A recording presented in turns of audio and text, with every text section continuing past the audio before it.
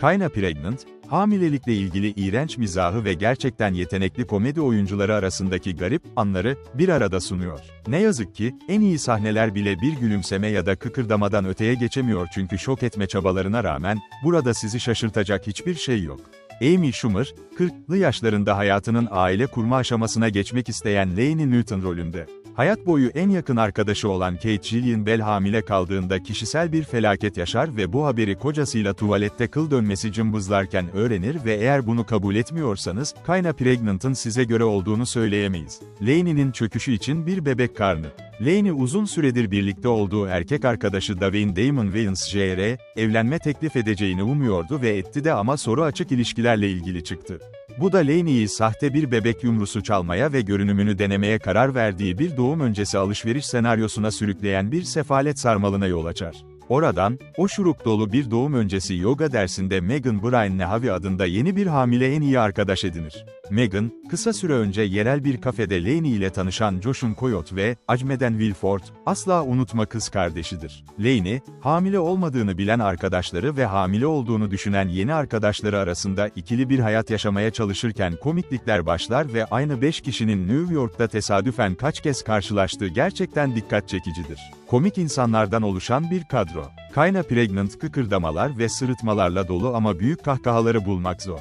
Film, sorumlu rehberlik danışmanı rolündeki Ursula Carson'dan hamile atölyesi ve yoga eğitmeni rolündeki Jackie Sandler ve Molly Sims'e kadar basit bir bakışı biraz komik bir şeye dönüştürebilen insanlarla dolu. Herkes rolüne neşe içinde bürünmüş görünüyor, Lainey'nin sınıfındaki öğrenciler olarak küçük rolleri olan genç oyuncular bile anlarını en üst düzeye çıkarıyor. Kayna Pregnant'ın en büyük kusuru, günümüzde pek çok komedinin karşılaştığı bir durum, olay örgüsü son derece tahmin edilebilir. Konsept, karakterler ya da komedyen kadrosu ne kadar komik olursa olsun, film üstüne film, ezbere bildiğimiz basit, tahmin edilebilir, numaralandırılmış araçların ve olay örgüsünün kurbanı oluyor. Komedi, en saf haliyle, birilerini şaşırtma eylemidir. Şok etmek için elinden geleni yapmasına rağmen hamile Kayna'da kesinlikle şaşırtıcı hiçbir şey yok. Önemli temalar ve bakış açısı.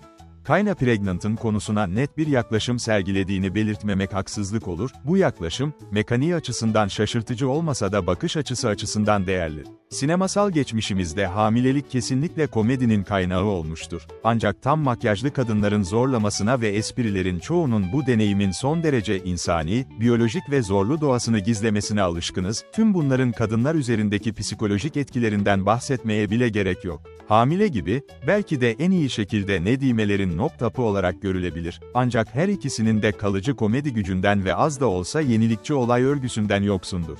Kadınların bu, büyük sevincin, sonuçlarıyla nasıl başa çıktıklarını ve bunun durumları ve ilişkileri nasıl yabancılaştırma, bozma ve hatta mahvetme gücüne sahip olduğunu görüyoruz. Film bu baskılar üzerinde durmuyor, ancak karakterlerin birbirleriyle ve kendileriyle ilişki kurma biçimlerini sürekli olarak kontrol altında tutan bu baskılar göz önünde bulundurularak inşa edilmiş. Filmde ayrıca, bir kadının ya da bir insanın kendini sevmenin bir yolunu bulması gerektiği gibi anlaşılmaya değer temel bir mesaj da var, geleneksel aile yapıları ve ilişki normları fikrine giderek daha fazla meydan okunan bir dünyada, Kayna Pregnant, bugün her neysek ve kimsek onu kucaklamak yerine, geçmiş bir dönemin belirli beklentilerine neden bu kadar sıkı sıkıya bağlı olduğumuzu düşünmemizi istiyor. Ancak, neredeyse duygular kadar o şuruplara da ekran süresi ayıran bir filmden çıkarılacak çok şey var, ki bu ille de kötü bir şey değil. Kayna Pregnant'ın büyük bir komedinin yapabileceği gibi kahkaha nöbetleri başlatamamasına rağmen, kurtarıcı lütfu, seyircilerden bedenleriyle, kendi imajlarıyla ve tüm bunların üzerine yüklenen toplumsal yüklerle mücadele eden kadın karakterleri kabul etmelerini isteyerek ihtiyaç duyulan bir bakış açısını benimsemesi olabilir. Yine de büyük kahkahalar arıyorsanız, ki Kayna Pregnant'ın sunmak için tasarlandığı şey kesinlikle budur, muhtemelen hayal kırıklığına uğrayacaksınız. Kayna Pregnant 5 Şubat 2025'te Netflix'te. Emre Kutlu Kayna Pregnant'a 10 üzerinden 6 veriyor.